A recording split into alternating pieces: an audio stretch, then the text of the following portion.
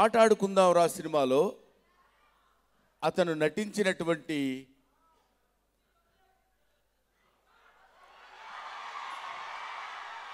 తీరు చాలా బాగుంది, చాలా బాగుంది. ఈ సినిమాలో నేను చాలా చాలా పెద్ద క్యారెక్టర్ చేశాను. ఇందులో ఈ సినిమా గురించి నేను చెప్పడానికి ముందు అందరూ అతిరథ మహారథులు ఉన్నారు ఈ సినిమాలో. పెద్ద పెద్ద పేరున్నోళ్ళు కాకపోయినా టాలెంటెడ్, హైలీ టాలెంటెడ్ పీపుల్ ఉన్నారు. వీళ్ళు ఎవరంటే ముఖ్యంగా young director mister Nageshwar Reddy. Young director Nageshwar Reddy cinema అంటే నాగేశ్వర్ రెడ్డి డైరెక్టర్ అంటే బాగానే డైరెక్ట్ చేస్తాడంట వేరు. Is a producers director. ప్రొడ్యూసర్ని దృష్టిలో పెట్టుకుని తనకిచ్చిన పిండితో అద్భుతమైనటువంటి రొట్టె చేసి ఇవ్వగలిగినటువంటి డైరెక్టర్ నాగేశ్వర్ రెడ్డి. మా కమెడియన్స్ అందరికీ అందమైనటువంటి మంచి మంచి క్యారెక్టర్స్ ఇచ్చి చేయించేటువంటి sincere director mister Nageshwar Reddy.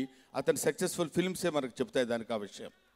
Number 2, దీనికి రైటర్ మిస్టర్ శ్రీధర్ సిఫానా.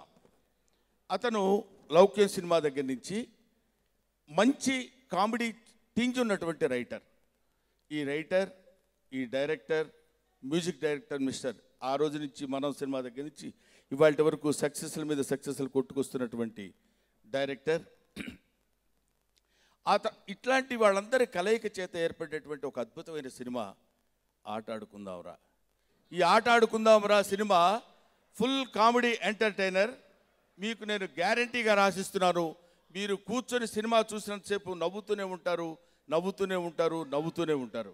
కాబట్టి ఇలాంటి సినిమాలు సక్సెస్ అవ్వాలని, మంచి దమ్మున్న డైరెక్టర్స్ ముందుకు రావాలని, రైటర్స్ ముందుకు రావాలని, కొత్త వాళ్ళ ముందుకు రావాలని, కొంచెం పాత తరం పక్కకి జరిగితే బాగుంటుందని నేను మనస్ఫూర్తిగా కోరుకుంటూ, నేను కూడా కొంచెం పక్కకి జరుగుతూ డెసిషన్ తీసుకుంటేను నాలాంటి వాళ్ళు చాలామంది ఇండస్ట్రీకి వచ్చారు. నేను డైరెక్ట్ చేసిన సినిమాలో హీరో కాదు, నాకు లైఫ్ లాంగ్ ఎదురుగా కనిపించే రియల్ హీరో. అలాగే